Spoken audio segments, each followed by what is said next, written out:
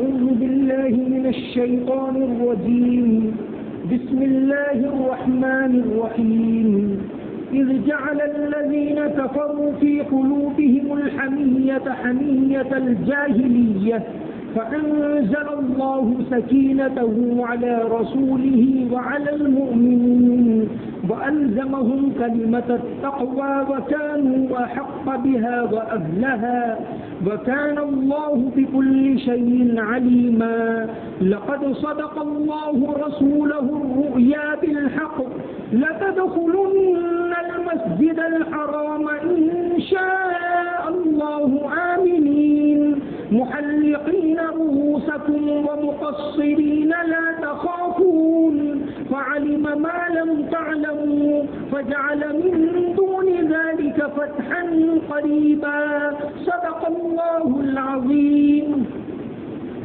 وہ وقت قابل ذکر ہے جبکہ کافروں نے اپنے دلوں کے اندر حمیت کو بٹھا لیا، جاہلانہ حمیت کو. بس اللہ تعالیٰ نے اپنے رسول کے اوپر اور مومنوں کے اوپر تسلی اتاری اور ان کو تقویٰ کی بات سے چمٹا دیا، اور وہ اس کے زیادہ حقدار تھے اور اس کے اہل تھے، اور اللہ تعالیٰ ہر چیز کو خوب جاننے والا ہے. حقیقت یہ ہے کہ اللہ نے اپنے رسول کے خواب کو حق کے ساتھ سچا کر دکھایا کہ تم ضرور مسجد حرام میں داخل ہوں گے انشاءاللہ امن و امان کے ساتھ، اپنے سروں کو ہلک کرواتے ہوئے اور اپنے سروں کو قصر کرواتے ہوئے بغیر کسی خوف کے. بس اللہ تعالیٰ اس چیز کو جانتے ہیں جس کو تم نہیں جانتے، تو اس نے اس کے علاوہ ایک قریبی فتح مقدر کر دی. اذ جعل الذین کفروا فی قلوبہم الحمیۃ حمیۃ الجاہلیہ، کہ وہ وقت قابل ذکر ہے جب کافر لوگ ہٹ دھرمی کے اوپر اتر آئے. حمیت جس کو کہتے ہیں عصبیت یعنی غلط طریقے سے کسی کی تائید کرنا.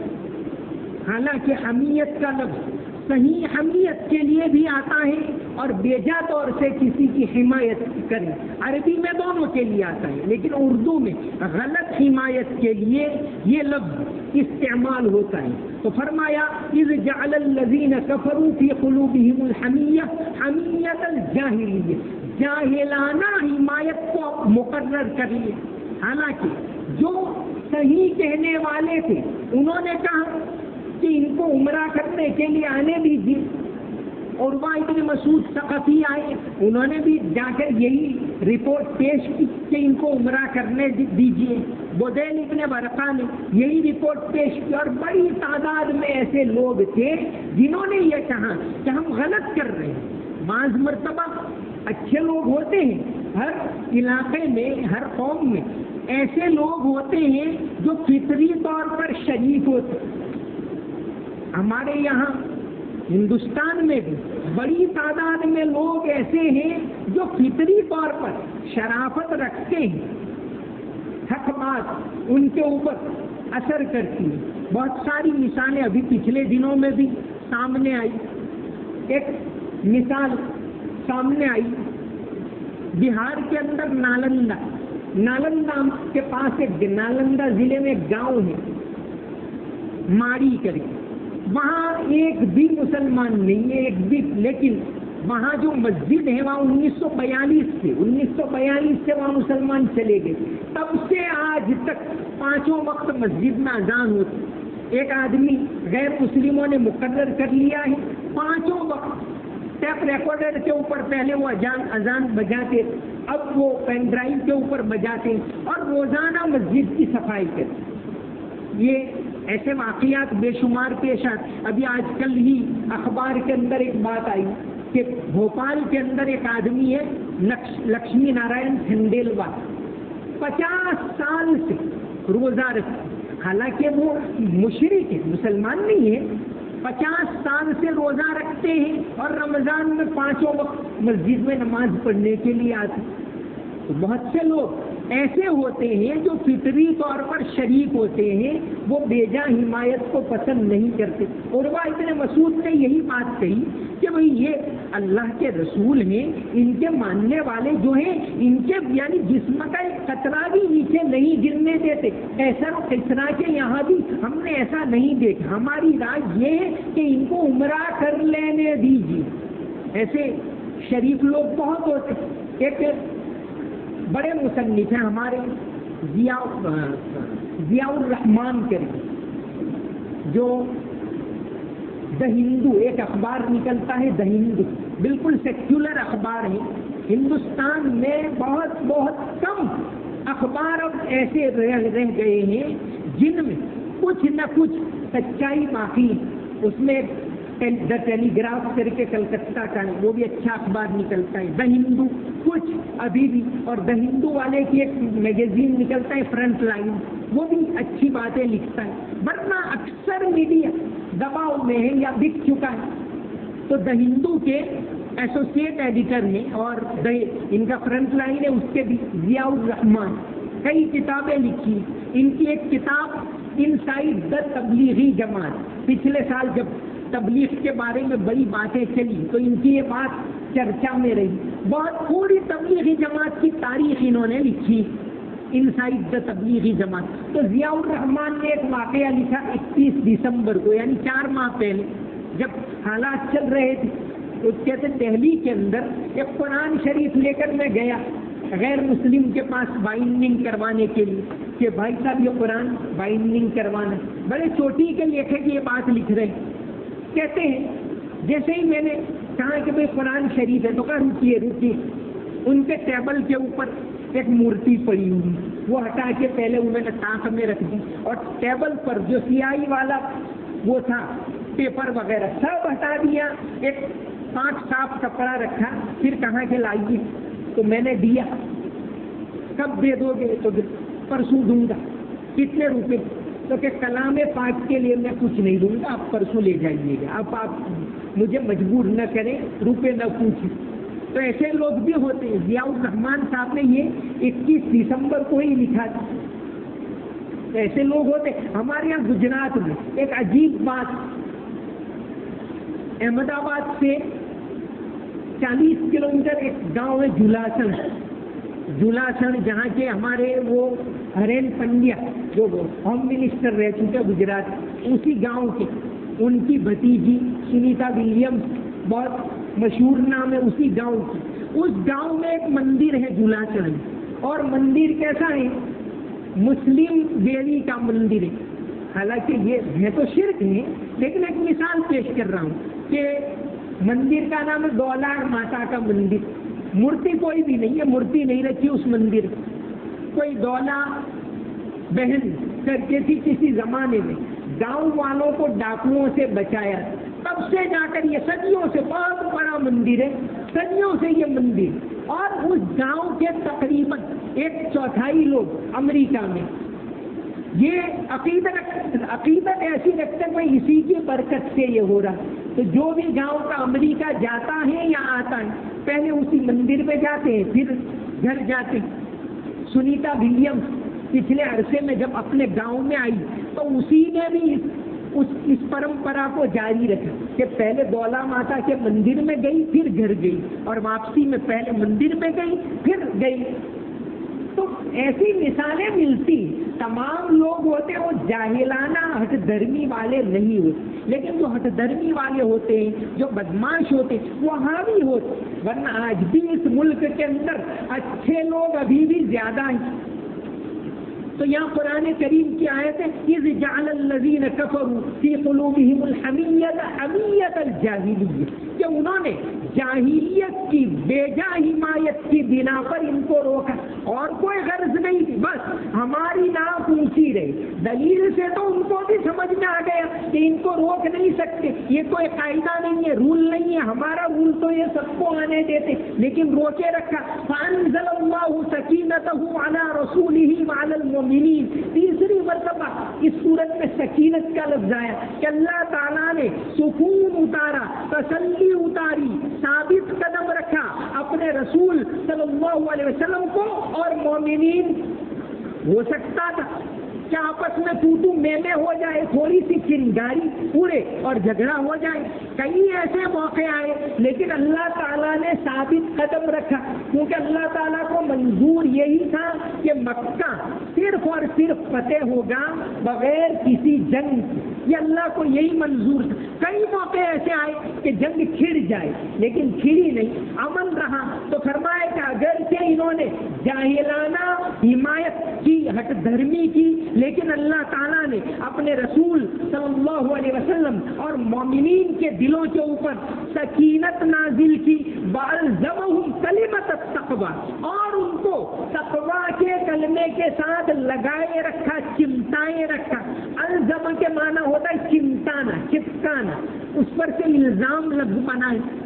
وَأَلْزَمَهُمْ كَلِمَةَ التَّقْوَىٰ, اور ان کو تقویٰ کا کلمہ یعنی لا الہ الا اللہ کا کلمہ, اس کے اوپر بالکل ثابت قدم اللہ تعالیٰ نے رکھا, اور ساتھ ہی ساتھ انزل اللہ سکینتہ, ان کے اوپر سکون اتارا, تسلی اتاری, سکینت اتاری. وَكَانُوا أَحَقَّ بِهَا وَأَهْلَهَا, اور اس کلمے کے زیادہ حقدار یہی تھے, تو اللہ تعالیٰ نے ان کو ثابت قدم رکھا.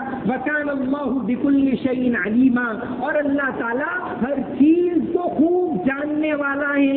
اس کی مصلحت یہی تھی کہ جنگ نہ ہو, اس کی مصلحت یہی تھی کہ ظاہر میں اگرچہ مسلمان دب جائیں لیکن صلح ہو جائے اور مکہ پھر فتح ہو.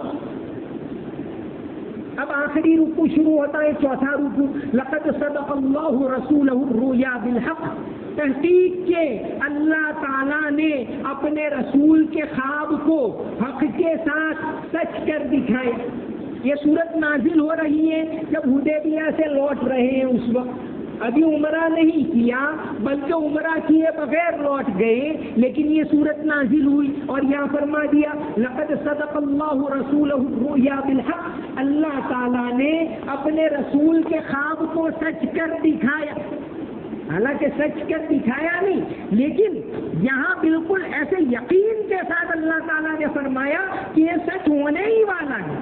یہ صورت نازل ہوئی اس وقت بھی حضرت عمر دوبارہ آپ صلی اللہ علیہ وسلم کی خدمت میں آئے اور عرض کیا انہوں نے احترام کے ساتھ کہ حضور عمرہ تو ہم نے کیا نہیں, یہ صلح کیسی ہوئی کہ ہم کو واپس جانا پڑ رہا ہے. حالانکہ حضرت عمر بعد میں اپنی اس بات کے اوپر زندگی بھر پچھتاتے رہے. حضرت ابو بکر کے پاس گئے, حضرت ابو بکر رضی اللہ عنہ نے فرمایا کہ اللہ کی مصلحت اسی کے اندر ہے, رسول صلی اللہ علیہ وسلم جو فرماتے ہیں وہ بات صحیح ہے. پھر حضرت عمر خاموش ہو گئے تو فرمایا اللہ نے اپنے رسول کے خواب کو سچ کر دکھائے. سچ کر دکھایا کا مطلب ایک تو یہ کہ اتنا یقین ہے اب آئندہ سال ہونے ہی والا ہے, اور پورے 1 سال کے بعد 13 ماہ کے بعد یہ قعدہ سن ہجری 7 میں یعنی اس واقعے کے 13ویں ماہ میں آپ صلی اللہ علیہ وسلم پھر سے مکہ گئے اور عمرہ کیا. تو اللہ اور صحابہ کرام بھی, چونکہ آپ صلی اللہ علیہ وسلم نکلے تھے, خواب دیکھا اس کے بعد, اور نبی کا خواب سچا ہوتا ہے, تو صحابہ کرام بھی ذرا ششو پنج میں پڑ گئے کہ نبی کا خواب تو سچا ہوتا ہے, پھر ہمیں کیوں واپس لوٹنا پڑتا ہے. لیکن نبی صلی اللہ علیہ وسلم نے فرمایا کہ بھئی یہ بات تو خواب میں تھی نہیں کہ عمرہ کرو گے, اور تم بہت زیادہ شوق میں کافی اشتیاق کے اندر تھے صحابہ کرام, لیکن خواب میں کہیں یہ بات تو نہیں بتائی گئی کہ عمرہ اسی سال کرو, دوسرے سال کیا. تو یہی بات فرمائی کہ اللہ تعالیٰ نے پورے حق کے ساتھ اپنے رسول صلی اللہ علیہ وسلم کے خواب کو سچ کر دکھائے. سچ اس لحاظ سے بھی ہو گیا کہ اب تو معاہدہ ہو گئے کہ آئندہ سال تم آؤ گے عمرہ کرو گے، تو اس لحاظ سے دیکھو تو ابھی وہ سچ ثابت ہو گیا، یا یہ کہ ان قریب آئندہ یہ خواب سچ ہونے والا ہے۔ خواب جو ہے یہ ایک ایسی دنیا ہے کہ آج تک کوئی سائنس، کوئی بڑے بڑے حکیم اس کی حقیقت تک نہیں پہنچے۔ یہ اللہ تعالیٰ کی طرف سے ایک راز ہے، آج تک انسان خواب دیکھتا ہے۔ اقبال نے کہا ڈھونڈنے والا ستاروں کی گزرگاہوں کا اپنے افکار کے عالم میں سفر کر نہ سکا، کہ جو منگل تک پہنچ گیا اور چاند تک پہنچ گیا، لیکن وہ اپنے خیال کی دنیا میں ابھی انسان نہیں پہنچ پایا کہ اس کے خیالوں کی دنیا، اس کے خواب کی دنیا کیا ہے۔ حدیث شریف کے اندر یہ بات آتی ہے کہ مومن کا خواب نبوت کا 46واں حصہ ہے۔ نبیوں کے خواب وہ تو سچے ہوتے، اس میں ذرہ برابر شک نہیں، اور کم از کم 3 پیغمبروں کے خواب کو اللہ تبارک و تعالیٰ نے قرآن میں ذکر کیا ہے۔ حضرت یوسف علیہ السلام کا خواب، حضرت ابراہیم علیہ السلام کا خواب انی ارا فی المنام انی اذبحک فانظر ماذا تری، حضرت یوسف علیہ السلام کا خواب اذ قال یوسف لابیہ یا ابت انی رأیت 11 کوکبا، اور نبی کریم صلی اللہ علیہ وسلم کا خواب لقد صدق اللہ رسولہ الرؤیا بالحق۔ یہ 3 پیغمبروں کے خواب کو خاص طور سے اللہ تعالیٰ نے ذکر کیا۔ تو خواب کی دنیا عجیب ہوتی، انسان آج تک اس تک پہنچ نہیں سکتا، اور یہ بھی اس بات کی دلیل ہے کہ اس دنیا میں انسان مجبور ہے، اور اگر ساری چیزوں کے اوپر کوئی قدرت رکھنے والی ذات ہے تو وہ ایک ذات ہے۔ نیند کا نظام، خواب کا نظام، انسان اگر غور کرے تو یہ بھی اس کو اللہ کی پہچان کروائیں۔ اللہ یتوفی الانفس حین موتها والتی لم تمت فی منامها، قرآن کریم میں یہ نیند کے بارے میں وَمِنْ آیَاتِهِ مَنَامُكُمْ بِاللَّيْلِ وَالنَّهَارِ وَابْتِغَاؤُكُمْ مِنْ فَضْلِهِ، نیند کا کئی جگہ ذکر ہے کہ اس کے اوپر تم غور کرو، إِنَّ فِي ذَلِكَ لَآيَاتٍ لِقَوْمٍ يَسْمَعُونَ، اس نیند کے اندر اللہ کی قدرت کی نشانیاں چھپی ہوئی۔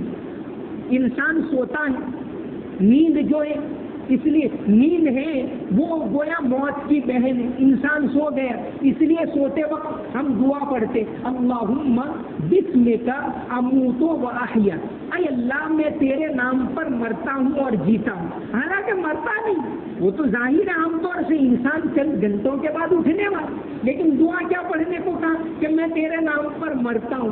تو موت، سوتے وقت بھی انسان موت کو یاد رکھے، دوسرا اللہ کی قدرت کو وہ پہچانے، اور اٹھتے وقت پھر وہی دعا الحمدللہ الذی احیانا بعد ما اماتنا، کہ تمام تعریفیں اس اللہ کے لیے جس نے مرنے کے بعد ہم کو دوسری زندگی۔ تو نیند ہے وہ ایک طرح کی موت ہے، انسان غافل ہو جاتا ہے۔ تو خواب کے بارے میں ایک حدیث تو یہ ہے کہ خواب نبوت کا 46واں حصہ۔ دوسری ایک حدیث میں ہے کہ خواب 3 طرح کے ہوتے ہیں۔ ایک تو بشرا من اللہ، اللہ کی طرف سے، الرؤیا الصالحۃ بشرا من اللہ، کہ اچھا خواب اللہ تعالیٰ کی طرف سے بشارت ہوتی۔ بعض مرتبہ اللہ تعالیٰ آنے والی کچھ باتوں کو، کچھ واقعات کو خواب کے اندر دکھا دیتے ہیں، اور برا خواب ہے وہ شیطان کی طرف سے ہوتا ہے۔ اس لیے حدیث شریف کے اندر یہ تعلیم بھی دی گئی کہ برا خواب آئے۔ اچھے خواب کے بارے میں ایک دوسری حدیث ہے حضرت ابو سعید خدری رضی اللہ عنہ کہ اچھا خواب آئے تو یہ اللہ کی طرف سے ہوتا ہے، اس پر الحمدللہ کہیں، اللہ کی تعریف کریں، اور برا خواب آئے تو اعوذ باللہ من الشیطان الرجیم پڑھ لیں۔ جب بھی برا خواب آئے تو اعوذ باللہ من الشیطان الرجیم پڑھ لیں، اللہ تعالیٰ اس سے حفاظت کرے گا۔ یہ شیطان کی طرف سے وسوسہ ہوتا ہے، پھر ایسے برے خواب کا تذکرہ نہ کریں، اس کو بھول جائیں۔ حدیث میں آتا ہے کہ اس کا ذکر نہ کریں، اس برے خواب کو بھول جائیں، اعوذ باللہ من الشیطان الرجیم پڑھ لیا، اللہ تعالیٰ نے اس سے حفاظت کر لی۔ تو خواب 3 طرح کے ہوتے ہیں۔ ایک ہوتا ہے بشرا من اللہ، اللہ کی طرف سے بشارت، دوسرا خواب ہوتا ہے شیطان کی طرف سے ہوتا ہے برا خواب، اور تیسرا خواب وہ ہوتا ہے انسان دن بھر جو کام کرتا ہے وہ خیالات کی دنیا ہوتی ہے. اکثر خواب ایسے ہی ہوتے ہیں جو خیالات کی دنیا، ان کی تعبیر کی کوئی ضرورت نہیں کہ بھئی انسان نے دن میں جو کام کیے، جو باتیں کی، جن سے ملا، یہ ساری باتیں بھی خواب کے اندر آیا کرتی ہیں. تو حدیث شریف کے اندر یہ بات ہے کہ خواب نبوت کا 46واں حصہ ہے. تو یہاں نبی کریم صلی اللہ علیہ وسلم کے خواب کا ذکر ہے، لقد صدق اللہ رسولہ الرؤیا بالحق، تحقیق کہ اللہ تعالیٰ نے اپنے رسول کے خواب کو حق کے ساتھ سچ کر کے دکھلائے. حالانکہ یہ صورت نازل ہوئی تب تک وہ خواب سچ نہیں ہوا، اس کے بعد 1 سال کے بعد ہوا، لیکن اس میں ایک یقین ہے کہ اے صحابہ کرام تم بالکل مطمئن رہو، اللہ تعالیٰ نے اپنے رسول کو جو خواب دکھایا ہے وہ سچ ہونے والا ہے. اور حقیقت ہے کہ 1 سال کے بعد وہ خواب سچ ہوا. پورے امن و امان کے ساتھ آپ مکہ کے اندر گئے اور عمرہ کیا، اور یہ دوسری مرتبہ جب گئے دوسرے سال، اس سال قربانیوں کو ساتھ لے کر نہیں گئے، کیونکہ پہلے سے یقین تھا کہ اللہ تعالیٰ کی طرف سے انشاءاللہ کوئی رکاوٹ آنے والی نہیں ہے. وما علینا الا البلاغ المبین. اللهم صل على محمد وعلى ال محمد وبارك وسلم. ربنا آتنا في الدنيا حسنة وفي الآخرة حسنة وقنا عذاب النار. ربنا ظلمنا أنفسنا وإن لم تغفر لنا وترحمنا لنكونن من الخاسرين. رب اغفر وارحم وتجاوز عما تعلم إنك أنت العز الأكرم. اللهم إنك عفو كريم تحب العفو فاعف عنا. اللهم إنك عفو كريم تحب العفو فاعف عنا. یا اللہ ہمارے گناہوں کو معاف فرما، یا اللہ ہماری تمام غلطیوں کو معاف فرما. یا اللہ تو معاف کرنے والا ہے، یا اللہ تو غفور الرحیم ہے، مغفرت کرنے والا تو ہے، رحم کرنے والا تو ہے. یا اللہ رمضان کا آخری عشرہ چل رہا ہے، یا اللہ اس عشرے کے اندر تو بے شمار لوگوں کی مغفرت کرتا ہے. یا اللہ ہم تجھ سے مانگ رہے ہیں، یا اللہ ہمیں معاف کر دے، ہماری مغفرت کر دے، ہمارے گناہوں کو چھپا دے. یا اللہ ہمارے گناہوں کو نیکیوں سے بدل دے. یا اللہ ہمیں نیکیاں کرنے کی توفیق عطا فرما، اچھے کام کرنے کی توفیق عطا فرما. شیطان کے وسوسوں سے ہماری حفاظت فرما، ہر طرح کے غلط وسوسوں سے ہماری حفاظت فرما. ایمان کے اوپر جمے رہنے کی توفیق عطا فرما، یقین کے اوپر جمے رہنے کی توفیق عطا فرما. امن و امان عطا فرما، عافیت عطا فرما. یا اللہ تیرے حبیب صلی اللہ علیہ وسلم کے لیے تو نے جہاں مکہ کے اندر جہاں خوف تھا، جہاں اندیشہ تھا، لیکن تو نے فرمایا آمنین لا تخافون. یا اللہ تو نے ان کے خوف کو دور کر دیا، تو نے ان کو امن عطا کیا. یا اللہ ہمیں بھی امن و امان عطا فرما. یا اللہ ہمارے دلوں سے ہر طرح کے خوف کو نکال دے، عافیت عطا فرما. ملک کے اندر محبت کی فضا کو قائم فرما، نفرت کے ماحول کو ختم فرما. یا اللہ ملک کے اندر مل جل کر رہنے کے ماحول کو سازگار فرما. ملک کے اندر امن و امان کی ہواؤں کو چلا. یا اللہ قرآن کی تعلیم کو سمجھنے کی توفیق عطا فرما. یا اللہ ہمیں بھی سمجھنے کی توفیق عطا فرما. یا اللہ اس کی تعلیم کو عام کرنے کی توفیق عطا فرما. قرآن پاک کی محبت ہمارے دلوں کے اندر مرتے دم تک کے لیے جما دے. اس کی تلاوت کرنے کی توفیق عطا فرما، اس کے پیغام کو سمجھنے کی توفیق عطا فرما. یا اللہ تمام مسجدوں کی حفاظت فرما، مدرسوں کی حفاظت فرما. مسجدوں کو آباد فرما، مدرسوں کو آباد فرما، دینی اداروں کو آباد فرما. یا اللہ مسلمانوں کو باعزت زندگی عطا فرما. یا اللہ جو ہمارے مظلومین جیل کے اندر ہیں انہیں عزت کے ساتھ، عافیت کے ساتھ رہائی نصیب فرما. یا اللہ آزمائش کو ختم فرما، آزمائش کے دور کو ختم فرما. یا اللہ امن و امان پیدا فرما، عافیت پیدا فرما. یا اللہ عزت کے ساتھ ان کو رہائی نصیب فرما. یا اللہ ان کے گھر والوں کی مدد فرما، یا اللہ انہوں نے صبر کیا، یا اللہ تو ان کی مدد فرما، ان کو دنیا اور آخرت میں بہترین بدلہ عطا فرما، یا اللہ دنیا اور آخرت میں ان کو بہترین بدلہ عطا فرما، یا اللہ ان کے صدقے طفیل میں ہم تمام کی مغفرت فرما، تمام مسلمانوں کی حفاظت فرما، یا اللہ دین کے اوپر جمے رہنے کی توفیق عطا فرما، یا اللہ سچائی کو عام فرما، جھوٹ سے ہماری حفاظت فرما، خیانت سے حفاظت فرما، امانت داری عطا فرما، علماء کا احترام نصیب فرما، دین والوں کا احترام کرنے کی توفیق عطا فرما، ماں باپ کا، بزرگوں کا احترام کرنے کی توفیق عطا فرما، یا اللہ قرآن کی تعلیم کے اوپر جمے رہنے کی توفیق عطا فرما۔ اللہم صلی علی محمد وعلی آل محمد وبارک وسلم، سمعنا واطعنا غفرانک ربنا والیک المصیر برحمتک یا ارحم الراحمین۔